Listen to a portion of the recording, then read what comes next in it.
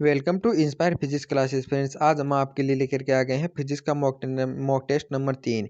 यदि दोस्तों आपने पहले वाले 2 मॉक टेस्ट नहीं देखे हैं तो उन्हें भी देख लें दोस्तों। उस दोनों को हमने पहले वाले वीडियो में हल कर चुके हैं। तो दोस्तों यदि आपने अभी तक नहीं देखा तो उन्हें भी देख लें, लिंक आपको डिस्क्रिप्शन बॉक्स में मिल जाएगी।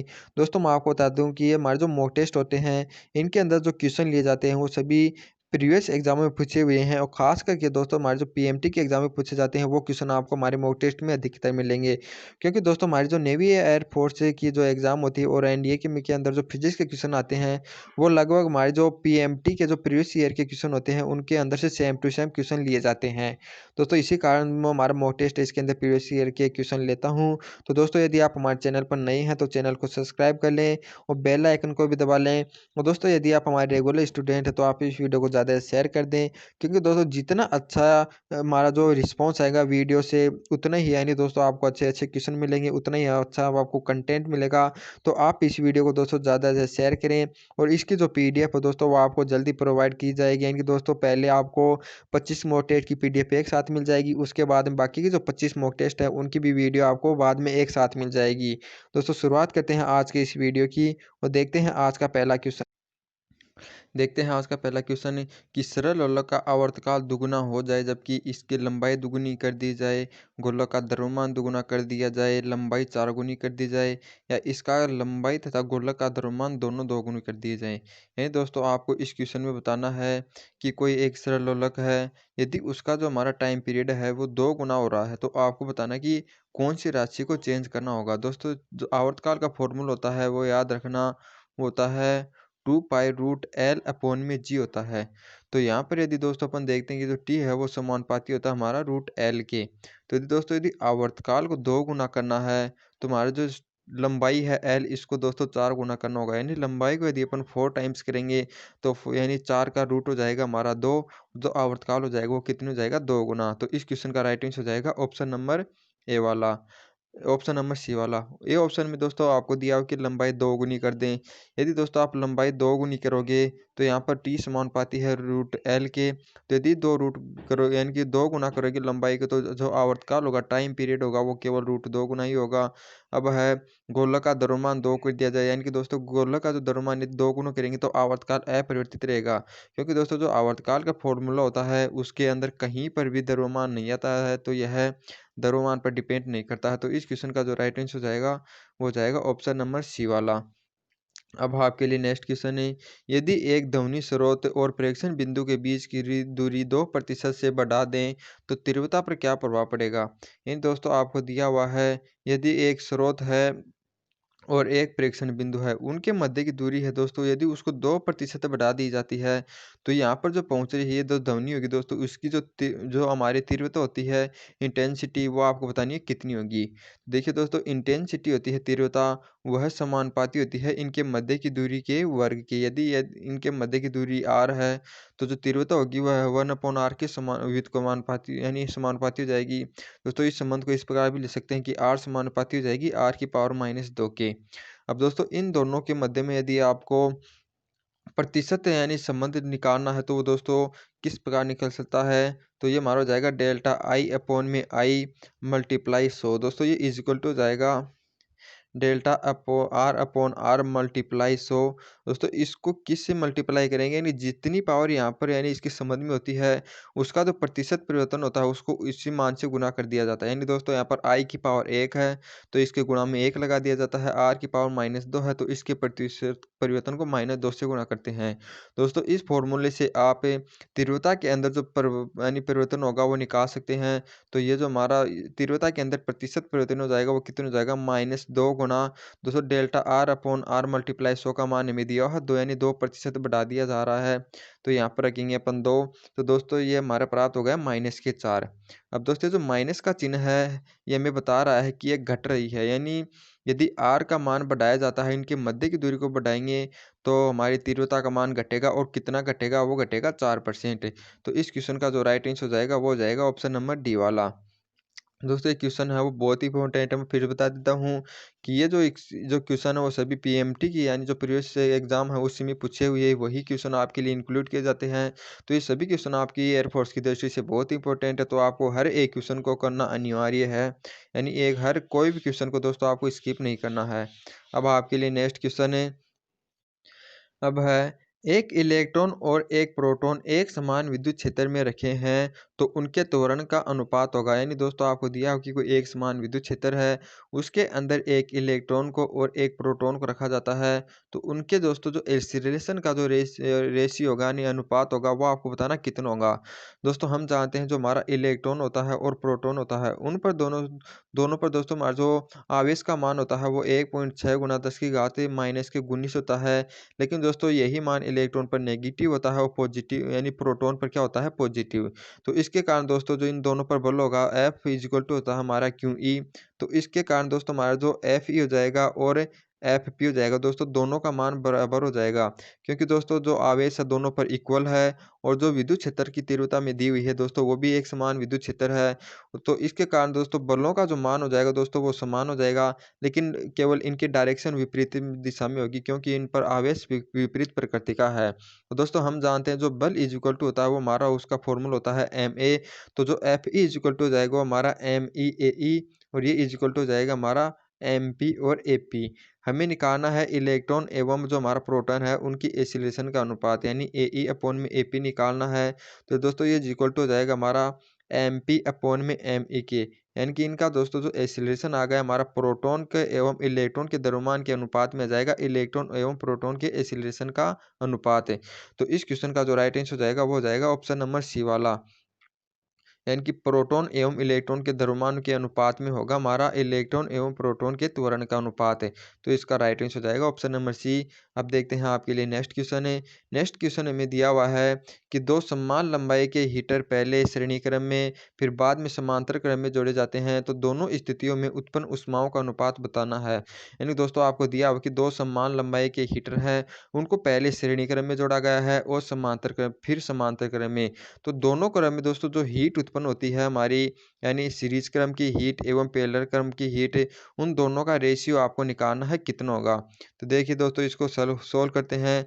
तो सबसे पहले में दिया हुआ है कि दोनों समान लंबाई के हीटर हैं, यानी कि दोस्तों इनका जो रेजिस्टेंस हो जाएगा दोनों का इक्वल हो जाएगा क्योंकि इनकी जो लंबाई है दोस्तों वो समान है। एवं हम जानते हैं दोस्तों यदि इनको पहली श्रेणी क्रम में जोड़ेंगे तो श्रेणी क्रम का दोस्तों जो हमारा तुल्य प्रतिरोध होता है यानी आर एस हो जाएगा, सीरीज क्रम का तुल्य प्रतिरोध ये हो जाएगा हमारा टू आर। यानी यदि दोनों आर यानी दो आर प्रतिरोध के समान प्रतिरोध है उसको श्रेणी क्रम में जोड़ेंगे तो तुल्य प्रतिरोध आएगा श्रेणी क्रम में R one plus R two यानी इक्वल टू हो जाएगा टू आर। और पेलर क्रम के दोस्तों जो हमारा तुल्य प्रतिरोध हो जाएगा वो हो जाएगा आर बाई टू, यानी श्रेणी क्रम के अंदर तो प्रतिरोध दोगुना हो जाता है और पेलर क्रम के आधा। और दोस्तों जो हीट का फॉर्मूला होता है एच इजिकल टू इसका फॉर्मूला होता है V square upon R into T. तो इस प्रकार से दोस्तों हमारा जो एच एस का मान हो जाएगा वो वी स्क्वायर अपॉन में आर का मान अपन रखेंगे सीरीज क्रम के अंदर कितना है टू आर, तो ये हो जाएगा यहाँ पर टू आर और इंटू टी। इसी प्रकार से दोस्तों जो एच पी का मान निकालेंगे ये हमारा हो जाएगा वी स्क्वायर आर की जगह रखेंगे यानी कि आर पी का हमारा मान है आर बाई टू, तो यहाँ पर रखेंगे आर और बाई टू है ये ऊपर चला जाएगा मल्टीप्लाई में इंटू टी। अब दोस्तों इस प्रकार से यदि एच एस एवं एच पी का अनुपात निकालना है तो दोनों इक्वेशन को दोस्तों आप में डिवाइड कर देंगे एच पी अपॉन में एच एस दोस्तों अपॉन में एच पी निकालेंगे। तो यदि इसके अंदर इसका अपन डिवाइड करेंगे दोस्तों वी स्क्वायर से वी स्क्वायर कट जाएगा, आर से आर कट जाएगा, टी से टी कट जाएगा दोनों का। यहाँ पर बचता हमारा एच एस के इक्वल में वन बाई टू, तो ऊपर बच जाएगा वन बाई टू और नीचे बच जाता है दोस्तों इसका हमारा दो, तो इसके अपॉन में बच जाएगा दो। ये दो दोस्तों जैसे ऊपर नहीं जाएगा तो हमारा एच एस अपॉन में एच पी हमारी इक्वल हो जाएगा वन बाई फोर। तो इस प्रकार से दोस्तों श्रेणी क्रम एवं समांतर क्रम में जो हीट उत्पन्न होती है ऊष्माओं का जो अनुपात होगा वो जाएगा वन बाई फोर। तो इस क्वेश्चन का राइट आंसर हो जाएगा ऑप्शन नंबर डी वाला। अब है नेक्स्ट क्वेश्चन है, एक त्रिज्या की एक वर्ताकार धारावाही कुंडली केंद्र और उसके अक्ष पर केंद्र से आर यानी केंद्र से त्रिज्या की बराबर दूरी पर उत्पन्न चुंबकीय क्षेत्र का अनुपात होगा। यानी दोस्तों आपको निकालना कि कोई एक वर्ताकार कुंडली है और उसके केंद्र पर जो चुंबकीय क्षेत्र होगा एवं उसके अक्ष पर केंद्र से इसकी त्रिज्या के बराबर दूरी पर यानी केंद्र से ए डिस्टेंस पर जो बिंदु है, इन दोनों बिंदुओं का दोस्तों चुंबकीय क्षेत्र होगा, उनका अनुपात आपको निकालना है कि कितना होगा। दोस्तों इसको निकालने के लिए सबसे पहले आपको पता होना चाहिए, जो कुंडली होती है उसके केंद्र पर जो चुंबकीय क्षेत्र का जो फॉर्मूला होता है, बी सेंटर पर जो चुंबकीय क्षेत्र का फॉर्मूला होता है वो म्यू नॉट आई अपॉन में कितना होता है, 2r होता है। म्यू नॉट आई अपॉन में r है यानी दोस्तों डिस्टेंस में या इसकी रेडियस a दी हुई है तो ये जाएगा म्यू नॉट आई अपॉन में 2a। और दोस्तों यदि इसके अक्ष पर, इसके केंद्र से अक्ष दूरी पर यदि आपको चुंबकीय क्षेत्र का मान निकालना हो तो वो होता है हमारा B X is equal to होता है mu naught I A square upon में होता है हमारा 2 यानी कोष्टक में होता है ए स्क्वायर प्लस एक्स स्क्वायर का पावर 3/2। लेकिन दोस्तों में दिया हुआ कि इसके केंद्र से हमें निकालनी है ए यानी त्रिज्या के बराबर डिस्टेंस पे यानी एक्स का मान हमें कितना दिया हुआ है ए। दोस्तों इस फॉर्मूले के अंदर यदि दोस्तों आप एक्स की जगह ए रखोगे तो दोस्तों ये जो मान हमारा निकल कर आएगा सोल्व करने पर ये हो जाएगा हमारा म्यू नॉट आई अपॉन में 4√2 इंटू ए बच जाएगा। यानी कि दोस्तों एक्स का मान यहाँ पर ए रखेंगे तो ए स्क्वायर करोगे तो यहाँ पर 2a स्क्वायर हो जाएगा, फिर 2 की पावर 3/√2 करोगे तो इस 12 जाएगी, फिर इसको 2 से मल्टीप्लाई करेंगे तो जाएगा 4√2 और अंदर बच जाएगा हमारा ए स्क्वायर। तो ए स्क्वायर की पावर 3/2 करेंगे तो ए क्यूब बचेगा और ए क्यूब को ऊपर ए स्क्वायर से काटेंगे तो हमारा नीचे बच जाएगा यहाँ पर ए। दोस्तों इस प्रकार से बी एक्स का मान हमें यह प्राप्त होता है, बी सी का मान यह प्राप्त होता है। अब हमें बी सी अपॉन बी ए का मान निकालना है, इनकी केंद्र पर एवं इसे ए अक्ष पर ए दूरी पर स्थित चुंबकीय क्षेत्र का जो अनुपात हो जाएगा वो कितना हो जाएगा। दोस्तों इस मान को इस मान से डिवाइड करेंगे तो ऊपर म्यू नॉट आई है और यहाँ पर भी म्यू नॉट आई है, ये कट जाएगा और यहाँ पर जो ए है ये इस ए से कट जाएगा। दोस्तों यहाँ पर हमारा बचता है 1/2 और नीचे B A is equal to बचता है 1/4√2 यानी 4√2 यानी 4√2 बचता है। और दोस्तों यदि इसको ऊपर लेकर के आएंगे दोस्तों ये क्या हो जाएगा हमारा कि ऊपर तो था 1/2 और नीचे आ गया 1/4√2। तो यदि ऊपर आ जाएगा तो ये किसके बराबर हो जाएगा, 4√2/2 जाएगा। तो यानी कि इसका राइट आंसर हो जाएगा 2√2, इसका राइट आंसर हो जाएगा ऑप्शन नंबर डी वाला। दोस्तों ये क्वेश्चन है दोस्तों थोड़ा न्यूमेरिकल टाइप के क्वेश्चन है, तो आपके एग्जाम में ऐसे क्वेश्चन दोस्तों एक से लेकर के 5 तक के क्वेश्चन दोस्तों आपके एग्जाम में पूछे जा सकते हैं। तो आप ऐसे भी क्वेश्चनों की प्रैक्टिस करें। अब आपके लिए आता है दोस्तों आगे के जो क्वेश्चन है वो सभी थ्योरेटिकल हैं, तो आप इन क्वेश्चनों को सभी को सोल्व करें। अब आपके लिए नेक्स्ट क्वेश्चन है कि दो कुंडली के अन्योन्य प्रेरकत्व का मान बढ़ाया जा सकता है। यानी दोस्तों आपको दो कुंडली दी हुई हैं और इनका जो अन्योन्य प्रेरकत्व होता है एम, इसका मान किस प्रकार से बढ़ाया जा सकता है। ए ऑप्शन दिया हुआ है फेरों की संख्या कम करके, बी दिया हुआ है फेरों की संख्या अधिक करके, या कुंडली को लकड़ी से लपेट करके। तो दोस्तों इस क्वेश्चन को करने के लिए सर्वप्रथम आपको जो हमारा अन्योन्य प्रेरकत्व का जो फॉर्मूला होता है ये आपको याद रहना चाहिए, होता है mu not N1 N2 A upon में होता है L। दोस्तों यहाँ से अपन देखते हैं कि जो M है वो हमारी जो फेरों की संख्या N होती है उनके समानुपाती होता है। तो यदि दोस्तों फेरों की संख्या को यदि बढ़ाया जाएगा तो भी हमारा जो अन्योन्य प्रेरकत्व होगा उसी का मान बढ़ेगा। तो इस क्वेश्चन का राइट आंसर हो जाएगा ऑप्शन नंबर बी वाला, यानी कुंडली के फेरों की संख्या अधिक करेंगे, यानी कि यदि N का मान बढ़ाएंगे तो हमारा अन्योन्य प्रेरकत्व का मान बढ़ जाएगा। तो इस क्वेश्चन का राइट आंसर हो जाएगा ऑप्शन नंबर बी। अब आपके लिए नेक्स्ट क्वेश्चन है कि धातु का कार्यफलन होता है, यानी दोस्तों कोई एक धातु है तो उसका जो कार्यफलन होता है दोस्तों वो किसका मान होता है वो आपको बताना है। देखिए दोस्तों यदि किसी धातु पर यदि आप कोई प्रकाश आपतित करते हैं या किसी भी प्रकार से इस धातु को एनर्जी दी जाती है, दोस्तों क्या होता है कि एक निश्चित एनर्जी के बाद क्या होता है कि जो ये धातु है इसके इलेक्ट्रॉन बाहर निकलने लग जाते हैं। यानी दोस्तों यदि इसको अल्प एनर्जी दी जाती है तो वह बाहर नहीं निकलेंगे, लेकिन एक निश्चित एनर्जी के बाद क्या होता है कि ये जो इलेक्ट्रॉन होते हैं वो बाहर निकलने लग जाते हैं। दोस्तों ये जो न्यूनतम एनर्जी होती है इसी को क्या कहा जाता है, धातु का कार्यफलन कहा जाता है। यानी दोस्तों जो कार्यफलन होता है वो क्या होता है कि धातु की सतह से इलेक्ट्रॉन बाहर निकालने के लिए जो आवश्यक ऊर्जा होती है, यानी जो आवश्यक ऊर्जा होती है इन इलेक्ट्रॉन को बाहर निकालने के लिए वही हमारा कार्यफलन होता है। तो इस क्वेश्चन का जो राइट आंसर हो जाएगा वो जाएगा ऑप्शन नंबर सी वाला। अब आपके लिए नेक्स्ट क्वेश्चन 8वां कि पई प्रारूप का अर्धचालक बनाने के लिए शुद्ध सिलिकॉन में किस प्रकार की अशुद्धि के परमाणु मिलाए जाएंगे। यानी दोस्तों आपको एक कोई परमाणु दिया है शुद्ध सिलिकॉन का यानी नेज अर्धचालक है, इससे दोस्तों आपको पी प्रारूप का यानी पी टाइप का सेमीकंडक्टर बनाना है। तो आपको बताना है कि कौन सी अशुद्धि के परमाणु आपको इसमें मिलाने पड़ेंगे। दोस्तों याद रखना यदि किसी नेज अर्धचालक के अंदर आप त्रिसंयोजी अशुद्धि के परमाणु मिलाते हैं तो हमारा पी प्रारूप का अर्धचालक यानी पी टाइप का सेमीकंडक्टर प्राप्त होता है। यदि इसके अंदर पंच संयोजी तत्व के हमारे जो परमाणु मिला जाते हैं यानी उनकी अशुद्धि मिलाई जाती है तो हमारा एन टाइप का अर्धचालक बनता है। दोस्तों यहाँ पर जो हमारा फास्फोरस है ये भी पंच संयोजी तत्व है यानी पंच संयोजी अशुद्धि है। एंटीमीनी है ये भी पंच संयोजी है। लेकिन दोस्तों जो बोरोन है वो है त्रिसंयोजी। और जो दोस्तों ये जो तांबा है ये तांबा हमारा डी ब्लॉक का तत्व है। तो लगभग इसकी संयोजकता होती है दोस्तों वो +2 होती है। लेकिन दोस्तों त्रिसंयोजी तत्व में एक दिया हुआ है बोरोन। तो इस प्रकार जो शुद्ध सिलिकॉन होगा यदि उसके अंदर बोरोन की अशुद्धि के परमाणु मिलाए जाते हैं तो हमारा पी प्रकार का अर्धचालक प्राप्त हो जाएगा। तो इस क्वेश्चन का राइट आंसर हो जाएगा ऑप्शन नंबर बी वाला। अब आपके लिए नेक्स्ट क्वेश्चन है। नेक्स्ट क्वेश्चन 9वां। तो दोस्तों आपको हर क्वेश्चन को सोल्व करना है। फिर बार बार मैं आपको बता रहा हूँ यदि आप कोई भी क्वेश्चन को स्किप करते हैं दोस्तों या मान लें कि आप एग्ज़ाम के लिए एक से लेकर के यानी कि बहुत सारे दोस्तों नंबरों का घाटा कर रहे हैं तो आप हर एक क्वेश्चन को सोल्व करना है आपको। अब है समस्थानिक वे परमाणु होते हैं जिनमें यानी दोस्तों आपको बताना है कि कोई दो परमाणु है वे समस्थानिक हैं। तो आपको बताना है कि इसके प्रोटॉन एवं जो न्यूट्रॉन होंगे उनकी संख्या समान होगी या डिफरेंट होगी। तो देखिए दोस्तों यानी समस्थानिक है। तो दोस्तों हम जानते हैं जो आवर्त सारणी होती है उसके अंदर जो तत्व होते हैं उनका जो स्थान है यानी दोस्तों तय किया जाता है वो इसका जो परमाणु क्रमांक होता है यानी जो प्रोटॉनों की संख्या होती है उसी के आधार पर इसका स्थान तय किया जाता है। अब दोस्तों यहाँ पर है समस्थानिक यानी समान स्थान है। तो समान स्थान होने के लिए दोस्तों इनका जो प्रोटॉनों की संख्या वो समान होनी चाहिए यानी प्रोटॉनों की संख्या समान होगी तभी इन्हें आवर्त सारणी में एक स्थान मिलेगा यानी कि समान स्थान मिलेगा। तो ये जाएंगे समस्थानिक की यानी दोस्तों इसकी प्रोटॉनों की संख्या समान होनी चाहिए। लेकिन दोस्तों इसकी न्यूट्रॉनों की संख्या अलग अलग होनी चाहिए क्योंकि दोस्तों यदि न्यूट्रॉनों की संख्या भी इनकी समान हो जाएगी प्रोटॉन और न्यूट्रॉन दोनों की संख्या समान हो जाएगी तो यहाँ पर जो हमारी द्रव्यमान संख्या होती है दोस्तों वो भी दोनों की समान हो जाएगी। तो ये परमाणु अलग अलग न होकर के दोस्तों ये एक ही परमाणु हो जाएगा एक ही परमाणु को दो बार लिखा जाएगा। तो इस कारण इनकी जो द्रव्यमान संख्या है उसको अलग अलग करने के लिए जो न्यूट्रॉनों की संख्या है दोस्तों उसको भी अलग अलग करना होगा। तो इस क्वेश्चन का जो राइट आंसर हो जाएगा वो जाएगा हमारा ऑप्शन नंबर ए वाला यानी कि इसके प्रोटॉनों की संख्या समान किंतु न्यूट्रॉनों की संख्या असमान होनी चाहिए। अब है नेक्स्ट क्वेश्चन है।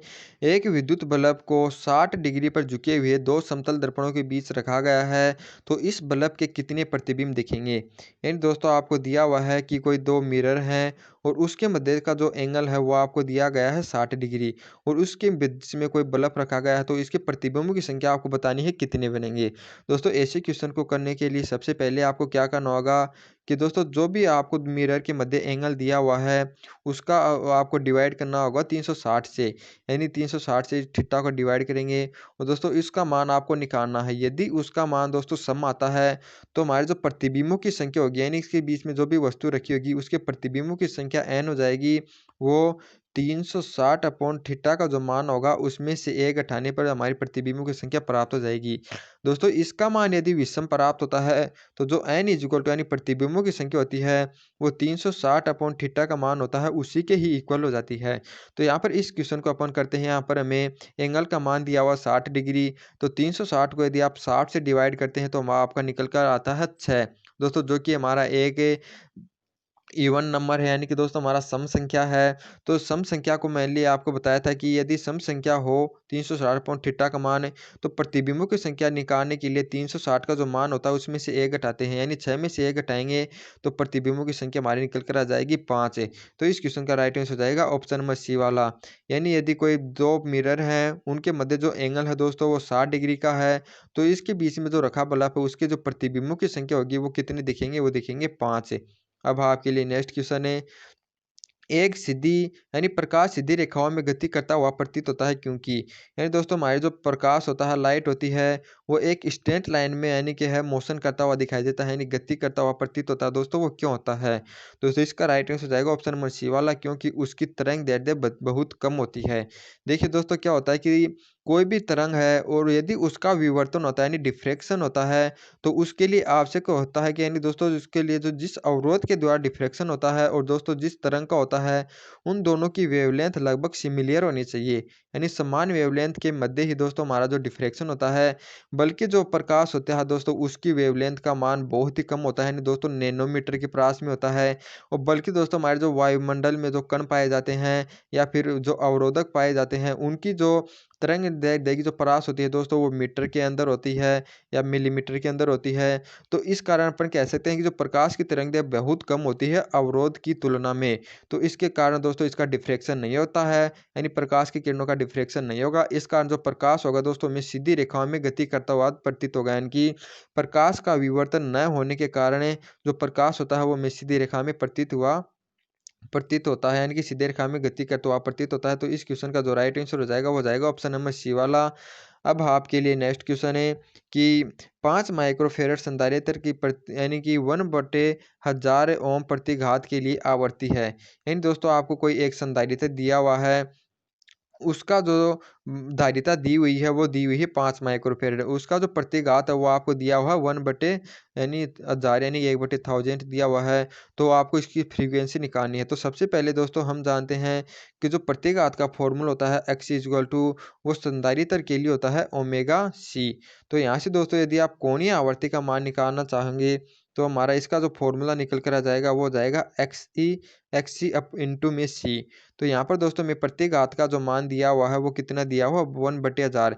तो यहाँ पर यदि x का मान 1/1000 रखेंगे तो दोस्तों 1000 हमारा ऊपर चला जाएगा और 1 बच जाएगा नीचे, और नीचे इसको मल्टीप्लाई करेंगे सी से यानी धारिता से। तो धारिता का मान हमें दिया हुआ है 5 माइक्रोफेरेड यानी 5 गुणा 10 की घात -6। या फिर दोस्तों इसका जो मान प्राप्त हो जाएगा अपन ये भी लिख सकते हैं, यानी कि 10 की पावर -6 ये ऊपर जाकर पॉजिटिव हो जाएगी, यानी हो जाएगा हमारा 10 की पा यानी 1000 गुणा 10 की पावर 6 अपॉन में बच जाएगा 5। यानी दोस्तों हमें कोणीय आवर्ती का मान प्राप्त हो गया। और हम जानते हैं दोस्तों हमारी जो फ्रीक्वेंसी होती है वो होती है ओमेगा इज इक्वल टू होती है 2πf। Omega is equal to होती है 2πf। और दोस्तों इसका जो मान हमें प्राप्त हो गया वो हमें प्राप्त हो गया 1000 गुणा 10 की पावर 6/5। 10 की पावर 6/5। तो यहाँ से यदि दोस्तों आप ऐप का मान निकालोगे तो ये जो 1000 है और ये 10 की पावर 6 है अपॉन में 5, इसको डिवाइड कर देंगे यहाँ पर 2π से, यानी 2π इधर आ जाएगा। तो ये होगा हमारा 2π। यदि आप इनको सोल्व करेंगे दोस्तों हमारा जो 5 को 2 से मल्टीप्लाई करेंगे तो 10 बच जाएगा, वो 10 के कारण ये एक जीरो कैंसिल हो जाएगी। और 10 की पावर दोस्तों 6 है, इसको आप मिलीमीटर लिख लेंगे और नीचे बच जाएगा हमारा पाई। तो इस प्रकार से फ्रीक्वेंसी का मान आ जाएगा वो हो जाएगा 100/पाई गुणा, यानी दोस्तों ये 10 की पावर 6 लिख सकते हैं या फिर अपन इसको मिली हर्ट्ज लिख सकते हैं। तो इस क्वेश्चन का राइट आंसर हो जाएगा ऑप्शन नंबर ए वाला, यानी जो फ्रीक्वेंसी का मान हो जाएगा वो हो जाएगा 100/पाई मिली हर्ट्ज। अब आपके लिए नेक्स्ट क्वेश्चन 14वां क्वेश्चन क्या है कि किसी ठोस में एक सिरे से दूसरे सिरे तक ऊष्मा प्रवाह होने के लिए आवश्यक है।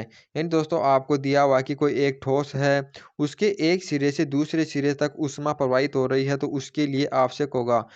तो दोस्तों उसके लिए जो आवश्यक होता है वो होती है ताप प्रवणता। क्योंकि दोस्तों हम जानते हैं जो ऊष्मा का प्रवाह होता है वो उच्च ताप से निम्न ताप की ओर होता है। तो इसके कारण दोस्तों यदि इन दोनों सिरों के मध्य जो ताप होगा यानी दोस्तों डिफरेंट होगा, यानी अलग अलग होगा, तो ही ऊष्मा का प्रवाह होगा। यानी कि दोस्तों यहाँ पर ताप का मान अधिक है, यहाँ पर कम है, तो ही ऊष्मा का प्रवाह इधर होगा। यानी कि दोस्तों कहने का मतलब क्या हो गया, यानी कि दोनों सिरों पर यानी ताप प्रवणता होनी चाहिए, यानी कि ताप के अंदर डिफरेंट होना चाहिए। क्योंकि दोस्तों ताप प्रवणता क्या होती है डेल्टा टी अपॉन में dx होता है। यानी दोस्तों यदि ताप में अंदर परिवर्तन होगा तो ही ताप प्रवणता होगी, और ताप प्रवणता होने के कारण टेम्परेचर डिफरेंट है तो यानी ऊष्मा का प्रभाव हो रहा है। तो इसका राइट आंसर हो जाएगा ऑप्शन नंबर सी वाला। दोस्तों ये क्वेश्चन है बहुत ही इंपॉर्टेंट क्वेश्चन है, और ये सभी क्वेश्चन है प्रीवियस एग्जाम में पूछे हुए हैं, तो आप इनको अच्छी तरह सोल्व कर लें। और एग्जाम के अंदर यदि आप क्वेश्चन आ जाते हैं ये, तो आप दोस्तों इसको बिल्कुल भी गलत नहीं करना, क्योंकि ये दोस्तों बहुत ही आसान क्वेश्चन है और मैं आपको इसको हर कंसेप्ट के साथ बता रहा हूँ। तो दोस्तों आप हर क्वेश्चन को देखें। अब आपके लिए 15वां क्वेश्चन है, निम्न में से कौन सा चर पदार्थ ऊष्मीय गति अवस्था का अभिलाक्षणिक गुण नहीं है। यानी दो दोस्तों ऑप्शन दिए हुए हैं उसमें आपको बताना है कि कौन सा ऊष्मागतिक अवस्था का अभिलाक्षणिक गुण नहीं है। ऑप्शन आपको दिया हुआ है आयतन, ताप, दाब एवं कार्य। तो इसका जो राइट आंसर हो जाएगा दोस्तों वो हो जाएगा ऑप्शन नंबर डी वाला। यानी दोस्तों तो कार्य होता है वो ऊष्मा गति की अवस्था का अभिलाक्षणिक गुण नहीं होता है, क्योंकि दोस्तों ऊष्मा गति की अवस्था के जो चर होते हैं उसके अंदर वही शामिल होते हैं। इन दोस्तों जो ऊष्मा गति के चर होते हैं वो आयतन भी है, ताप भी है, दाब भी है, लेकिन कार्य होता है दोस्तों वह ऊष्मा गतिक चर नहीं होता है। क्योंकि दोस्तों कार्य होता है वह पथ पर डिपेंड करता है, बल्कि आरंभिक एवं अंतिम स्थितियों पर डिपेंड नहीं करता। तो इस क्वेश्चन का राइट आंसर हो जाएगा ऑप्शन नंबर डी वाला। अब आपके लिए नेक्स्ट क्वेश्चन है कि एक समान त्वरण से ऊर्ध्वाधर ऊपर की ओर ए त्वरण से ऊर्ध्वाधर ऊपर की ओर फेंकी गई वस्तु का प्रभावी त्वरण होगा। यानी कि दोस्तों कोई एक वस्तु है, उसको ऊपर की ओर ए एक्सीलरेशन फेंका गया है, तो इस वस्तु का जो प्रभावी त्वरण होगा वो कितना होगा दोस्तों, वो आपको निकालना है। दोस्तों याद रखना, यदि किसी भी वस्तु को ऊपर की ओर ए त्वरण से फेंका जाता है, तो उसका जो प्रभावी त्वरण होता है तो दोस्तों वो जाता है G+a।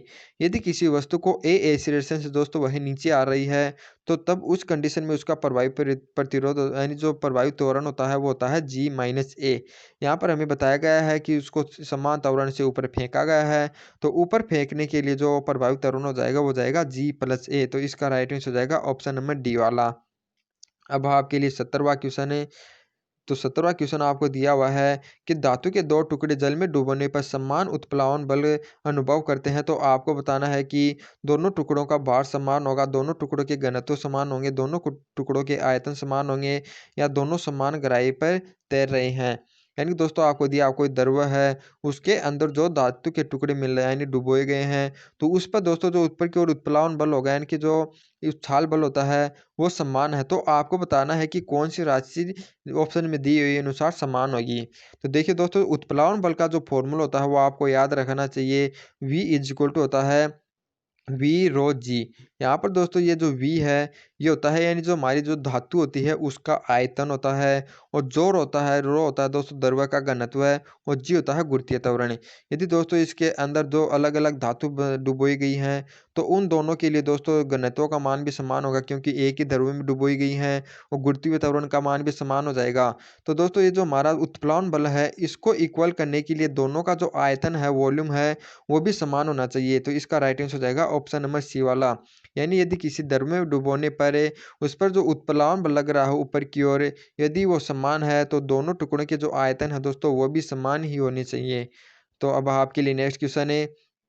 दो छोटी छोटी बूंदें मिलाने पर एक बड़ी बूंद में बनती है, तो इस प्रक्रिया में ऊर्जा मुक्त होगी, ऊर्जा अवशोषित होगी, ऊर्जा न तो मुक्त होगी न अवशोषित होगी, या कुछ द्रव्यमान ऊर्जा में परिवर्तित हो जाएगी। यानी दोस्तों आपको बताना है कि कोई दो छोटी छोटी बूंदें हैं, उनको मिलाकर एक बड़ी बूंद बना दी गई है।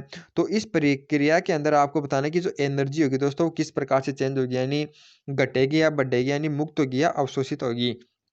देखिए दोस्तों, हम जानते हैं जो किसी बूंद कोई भी बूंद होती है उसकी जो पृष्ठीय ऊर्जा का मान होता है, तो वो यदि दोस्तों हमारी जो ये साबुन की बूंद होती है यानी साबुन के जार की बूंद होती है, तो उसके लिए जो पृष्ठीय ऊर्जा का मान होता है वो 40 इंटू डेल्टा ई यानी क्षेत्रफल होता है दोस्तों हमारा ये। और यदि ये जल की बूंद है तो इसका जो फॉर्मूला होता है वो T2 इंटू डेल्टा ई यानी डेल्टा ए यानी तनाव गुणा क्षेत्रफल होता है। दोस्तों हम जानते हैं यदि दो छोटी छोटी बूंदों को मिलाकर एक बड़ी बूंद मिलाते हैं, तो दोस्तों जो बड़ी बूंद का क्षेत्रफल होता है वो इन दोनों बूंदों का जो एरिया होता है यानी क्षेत्रफल होता है उससे कम प्राप्त होता है। यानी यदि छोटी-छोटी बूंदों को मिलाकर के यदि एक बूंद बनाई जाती है, दोस्तों यदि उन सभी के यानी क्षेत्रफल को जोड़ते हैं, और जो बड़ी वाली बूंद का यानी ए का क्षेत्रफल होता है, वो उन छोटी-छोटी बूंदों के क्षेत्रफल से कम प्राप्त होता है। यानी कि दोस्तों यदि बड़ी बूंद बनाई जाती है, तो क्षेत्रफल का मान कम हो जाता है। तो दोस्तों यदि क्षेत्रफल का मान कम हो रहा है, तो इसकी जो पृष्ठीय एनर्जी हो जाएगी यानी पृष्ठीय ऊर्जा हो जाएगी, सरफेस एनर्जी हो जाएगी, उसका मान कितना हो जाएगा, कम हो जाएगा। दोस्तों कम होने के यानी कि एनर्जी का मान कम हो रहा है, यानी कि इससे एनर्जी मुक्त होगी, यानी कि पहले जो एनर्जी थी, कुछ एनर्जी मुक्त होने के बाद हमारी बूंद बन जाएगी, यानी कि इसके अंदर जो एनर्जी है उसका मान कम हो जाता है। तो इसका राइट आंसर हो जाएगा ऑप्शन नंबर ए वाला। यानी दो छोटी छोटी बूंदें मिलकर एक बड़ी बूंद बनती है, तो इस प्रक्रिया में ऊर्जा मुक्त होती है। अब आपके लिए नेक्स्ट क्वेश्चन है कि एक पदार्थ जो व्यवहारिक दृष्टि से प्रत्यास्थ उत्तर प्रभाव प्रदर्शित नहीं करते हैं। यानी दोस्तों आपको ऐसा पदार्थ बताना है जो कि जो हमारा प्रत्यास्थ उत्तर प्रभाव यानी प्रदर्शित नहीं करता है। यानी प्रत्यास्थ उत्तर प्रभाव क्या होता है दोस्तों, ये होता है कि जब कोई पदार्थ होता है उस पर दोस्तों कोई फोर्स लगाया जाता है, तो उसकी आकृति में क्या होता है, चेंज होता है। और दोस्तों जब यह फोर्स हटा दिया जाता है, तो यह वस्तु यानी यदि प्रत्यास्थ होती है तो अपनी पूर्ण अवस्था धारण कर लेती है। यानी दोस्तों यदि वस्तु हमारी प्रत्यास्थ नहीं होती है, तो यदि इस पर फोर्स लगाएँगे तो इसकी आकृति में परिवर्तित हो जाएगा। लेकिन फोर्स हटाने के बाद दोस्तों यह वस्तु अपनी यानी वापस यानी पूर्ण अवस्था धारण नहीं करती है। तो यानी कि दोस्तों यह उत्तर प्रभाव को प्रदर्शित नहीं करती है। यानी तो उत्तर प्रभाव को प्रदर्शित करने वाली धातुएँ वही होती हैं जिस पर यानी फोर्स लगाया जाता है और वह फोर्स हटाने के बाद फिर से अपनी पूर्ण अवस्था धारण कर ले, यही हमारा उत्तर प्रभाव होता है। दोस्तों जो वस्तु धारण नहीं करेगी यानी कौन सी नहीं करेगी, जो प्रत्यास्थ नहीं होती है। अब दिए गए ऑप्शन में अपन देखते हैं कि दोस्तों हमारा जो तांबा होता है यानी कॉपर है, वो भी हमारी प्रत्यास्थ वस्तु होती है, रबर भी प्रत्यास्थ है, स्टील भी प्रत्यास्थ है। लेकिन दोस्तों हमारा जो क्वार्ट्ज होता है वो प्रत्यास्थ धातु यानी नहीं होती है। तो यह प्रत्यास्थ न होने के कारण प्रत्यास्थ स्तर प्रभाव प्रदर्शित नहीं करेगा। तो इसका राइट आंसर हो जाएगा ऑप्शन नंबर डी वाला। अब आपके लिए नेक्स्ट क्वेश्चन है 20वां। यदि पृथ्वी की कक्षा की त्रिज्या 1/4 कर दी जाए तो आपको बताना है कि वर्ष की अवधि हो जाएगी। यानी दोस्तों आपको बताना है कि जो पृथ्वी जिस कक्षा के अंदर चक्कर लगा रहा है उसकी जो रेडियस है उसको यदि दोस्तों 1/4 कर दिया जाए तो इसका जो यानी टाइम पीरियड आवर्तकाल होता है या अपन बोल सकते हैं जो 1 वर्ष होती है वो कितनी गुनी हो जाएगी। दोस्तों हम जानते हैं जो टी स्क्वायर समानुपाती होती है वो r⁻³ के समानुपाती होता है, या अपन बोल सकते हैं टी समानुपाती होता है r⁻³ के। अब दोस्तों यहाँ पर जो रेडियस है उसको 1/4 कर दिया गया है। तो दोस्तों हमारा जो नया और आवर्तकाल हो जाएगा या नया टाइम पीरियड हो जाएगा वो कितना हो जाएगा r/4⁵ यदि आप इसको सोल्व करते हैं तो टी डैश में प्राप्त होता है 1/8 r⁻3/2। यानी दोस्तों जो पहले वाला आवर्तकाल था r⁻3/2 इसका कितना हमें प्राप्त होगा 1/8 गुना। तो इसका राइट आंसर हो जाएगा ऑप्शन नंबर सी वाला। यानी जो प्रकाश वर्ष की अवधि हो जाएगी वो कितनी हो जाएगी 1/8 गुना हो जाएगी। क्योंकि दोस्तों यदि उसको 1/4 यानी 1/4 टाइम्स किया गया है यानी 1/4 कर दिया गया है 1/4 टाइम्स करेंगे। तो यदि इसकी पावर आप 3/2 करोगे तो 3/2 करोगे तो आपको मान प्राप्त हो जाएगा 1/8। तो इसका राइट आंसर हो जाएगा ऑप्शन नंबर सी। अब आपके लिए 21वां क्वेश्चन है। 21वां क्वेश्चन कह रहा है कि एक व्यास के अनुदिश वलय का जड़त्व आघूर्ण होगा। यानी दोस्तों आपको एक वलय दी हुई है और उसका जो व्यास होता है यानी ये व्यास इसके जड़त्व सापेक्ष जो जड़त्व आघूर्ण आई का मान होता है वो आपको बताना कितना होगा। दोस्तों हम जानते हैं कि जो कोई वलय है और इसका जो केंद्र से गुजरने वाला इसके अभिलंबवत जो अक्ष होता है इसके सापेक्ष जो जड़त्व आघूर्ण होता है वलय के लिए होता है mr²/r। और दोस्तों इसके व्यास के सापेक्ष यदि अपन जड़त्व आघूर्ण निकालते हैं दोस्तों उसका जो मान क्या प्राप्त होता है, चाहे वलय हो चाहे चकती हो, दोनों के लिए यानी जितना मान इसके लंबवत अक्ष का होता है उसका आधा प्राप्त होता है व्यास के लिए। इसका मान निकाला जाता है दोस्तों हमारे जो जड़त्व आघूर्ण की लंबवत परिमेय होती है उनके द्वारा। तो वलय के सापेक्ष यानी कि वलय के लिए जो व्यास के सापेक्ष जड़त्व आघूर्ण हो जाएगा वो हो जाएगा mr²/2। इसका राइट आंसर हो जाएगा ऑप्शन नंबर बी वाला यानी 1/2 mr²/2। दोस्तों याद रखना यदि कोई भी वस्तु है उसका जो केंद्र से गुजरने वाली अभिलंबवत अक्ष के सापेक्ष यदि जो जड़त्व आघूर्ण आई होता है तो यदि इसके व्यास के सापेक्ष जड़त्व आघूर्ण निकालेंगे तो वो y/2 हो जाएगा। और उसको निकालने का जो मेथड होता है वो होता है लंबवत अक्षों की यानी दोस्तों हमारी जो जड़त्व आघूर्ण की लंबवत परिमेय होती है उससे। तो अपन जानते हैं वलय के लिए जो जो अक्ष जो लंबवत अक्ष होता है उसके सापेक्ष जड़त्व आघूर्ण mr² होता है। तो इसके व्यास के सापेक्ष जो जड़त्व आघूर्ण हो जाएगा वो 1/2 mr² हो जाएगा। तो इसका राइट आंसर हो जाएगा ऑप्शन नंबर बी। अब है आपके लिए नेक्स्ट क्वेश्चन 22वां कि एक पिंड से 1 मीटर की ऊंचाई से छोड़ा गया है यानी एक पिंड को पृथ्वी से 1 मीटर की ऊंचाई से छोड़ा गया है। यदि संगठन हेतु निष्कृति यानी प्रत्यास्थन गुणांक 0.6 हो तो संगठन के प्रत्यास्थ गेंद किस ऊंचाई तक होगा। यानी दोस्तों आपको दिया हुआ है कि कोई एक पिंड है उसको पृथ्वी की सतह से 1 मीटर की ऊंचाई से गिराया जाता है। तो इसका जो संगठन की हेतु निष्पत्ति गुणांक है दोस्तों वो आपको दिया हुआ 0.6 यानी ई का मान दिया हुआ 0.6। तो आपको बताना है टक्कर के बाद वह वस्तु कितनी ऊंचाई पर जाएगी। तो दोस्तों इसके लिए एक फॉर्मूला है, यदि वो फॉर्मूला आपको पता है तो आप इस क्वेश्चन को आसानी से कर सकते हैं। यानी जो निष्पत्ति गुणांक का मान होता है वो E = H - H/H होता है।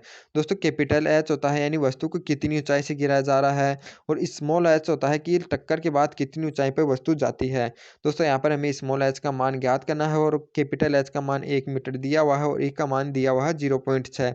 तो दोस्तों यदि यहाँ पर यदि ई का मान अपन 0.6 रखते हैं और =1 माइनस के h/1 रखते हैं तो दोस्तों यहाँ पर यदि अपन प्राप्त करते हैं h में प्राप्त हो जाएगा वह प्राप्त हो जाएगा 1 माइनस 0.6 प्राप्त हो जाएगा 0.4 मीटर। यानी दोस्तों जो वस्तु टक्कर के बाद यानी कि कितनी ऊंचाई पर जाएगी तो वो जाएगी 0.4 मीटर।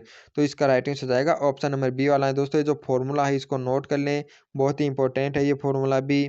अब आपके लिए नेक्स्ट क्वेश्चन है कि लिफ्ट में रखी हुई स्प्रिंग तुला में एक द्रव्यमान लटकाया गया है, लिफ्ट ऊपर की ओर उठती है तो स्प्रिंग का तुल्यांक होगा। यानी दोस्तों आपको दिया हुआ है कि कोई एक स्प्रिंग यानी एक लिफ्ट है, उसके अंदर दोस्तों कोई एक स्प्रिंग तुल्यांक लटका हुआ है और उससे क्या है कि एक द्रव्यमान लटका हुआ है। दोस्तों यदि इसका जो स्प्रिंग यानी कि ये जो लिफ्ट है ये ऊपर उठती है, तो आपको बताना है कि जो स्प्रिंग तुल्यांक का जो मान होगा वो बढ़ जाता है, घट जाता है या इसमें कोई परिवर्तन नहीं होता है। तो दोस्तों इस क्वेश्चन को सोल्व करने से पहले मैं आपको बता देता हूँ, यदि कोई लिफ्ट यानी दोस्तों किसी त्वरण से ऊपर जा रही है, तो उसका जो त्वरण होता है यानी प्रभावी जो एक्सीलरेशन होता है वो जी प्लस ए होता है। तो जो भार होता है दोस्तों हमारा एम इंटू जी प्लस ए होता है, यानी भार में वृद्धि हो जाती है। दोस्तों जब लिफ्ट यानी किसी एक्सीलरेशन से नीचे की ओर आती है, तो उसका जो प्रभावी भार होता है दोस्तों वो कम होता है, क्योंकि जो प्रभावी त्वरण होता है वो हो जाता है जी माइनस ए। दोस्तों ये बात किस पर डिपेंड कर रही है कि त्वरण किस प्रकार है। और दोस्तों त्वरण किस बात पर डिपेंड करता है कि जो वेग यानी में परिवर्तन किस प्रकार से हो रहा है। यदि दोस्तों ऊपर की ओर वेग वेग का मान रेगुलर बढ़ रहा है, नहीं यदि वेग का मान बढ़ता जाएगा तो यानी कि अपन कह सकते हैं कि जो लिफ्ट है वो किसी त्वरण से जा रही है, तो यहाँ पर ए का मान पॉजिटिव होगा और भार का मान बढ़ जाएगा। दोस्तों यही लिफ्ट यदि यहाँ पर इसका वेग v है और जैसे जैसे लिफ्ट ऊपर जाती है तो इसका वेग का मान कम होता जाता है, यानी वेग का मान डिक्रीज हो जाता है, यानी त्वरण का मान हमारा नेगेटिव है क्योंकि वेग का मान धीरे धीरे कम होता जा रहा है। तो उस कंडीशन में दोस्तों भार का मान क्या हो जाएगा, कम हो जाएगा। यानी दोस्तों जो स्प्रिंग तुल्यांक का पाठ्यांक निर्भर कर रहा है वो कर रहा है वेग पर। तो इसका राइट आंसर हो जाएगा ऑप्शन नंबर डी वाला। यानी यदि ऊपर की तरफ वेग का मान रेगुलर बढ़ रहा है, अपन कह सकते हैं यदि त्वरण यानी पॉजिटिव त्वरण से एक्सीलरेशन से है तो भार में वृद्धि हो जाएगी। यदि ऊपर की ओर वो किसी मंदन से गति कर रही है तो उसके वेग में यानी भार में क्या हो जाएगा, कम हो जाएगा। यानी कि यह बात डिपेंड करती है उसके वेग पर। तो इसका राइट आंसर हो जाएगा ऑप्शन नंबर डी वाला।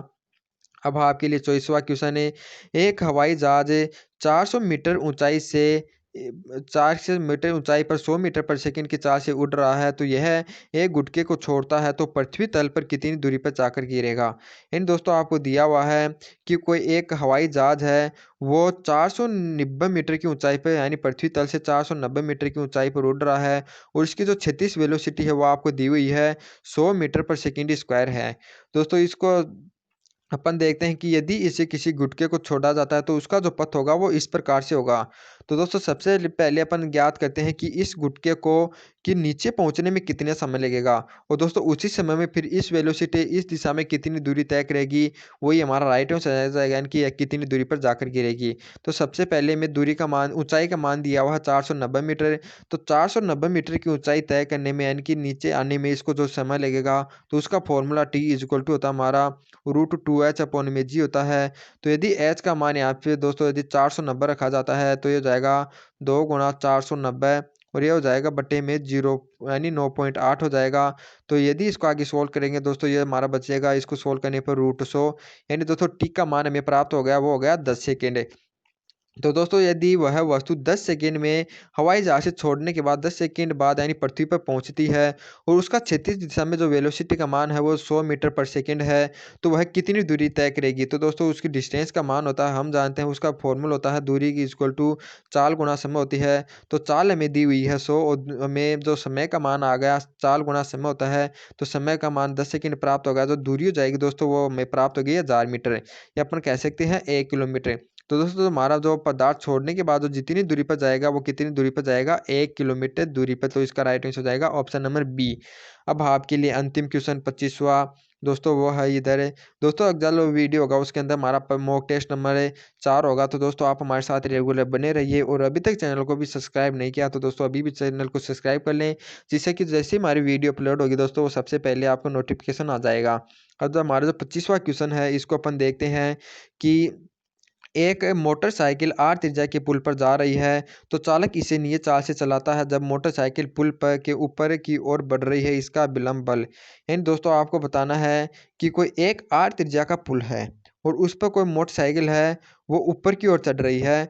तो दोस्तों उसका जो वो नियत चाल से चढ़ रही है तो इसका जो अभिलंबवत बल होगा दोस्तों वो आपको बताना है किस प्रकार से परिवर्तित होगा, घटेगा बढ़ेगा या घटता बढ़ता रहता है।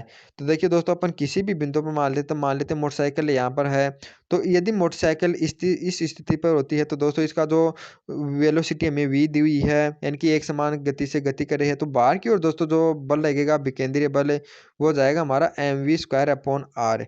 और दोस्तों ये नीचे की ओर इसका जो भार लगेगा वो कितना हो जाएगा हमारा mg। अब दोस्तों इसका यदि अपन इसका जो नॉर्मल फोर्स है विलंब बल है उसके अनुदिश का घटक निकाल लेंगे। यदि दोस्तों ये कोण हमारा थीटा है तो ये जो हमारा हो जाएगा mg cos थीटा।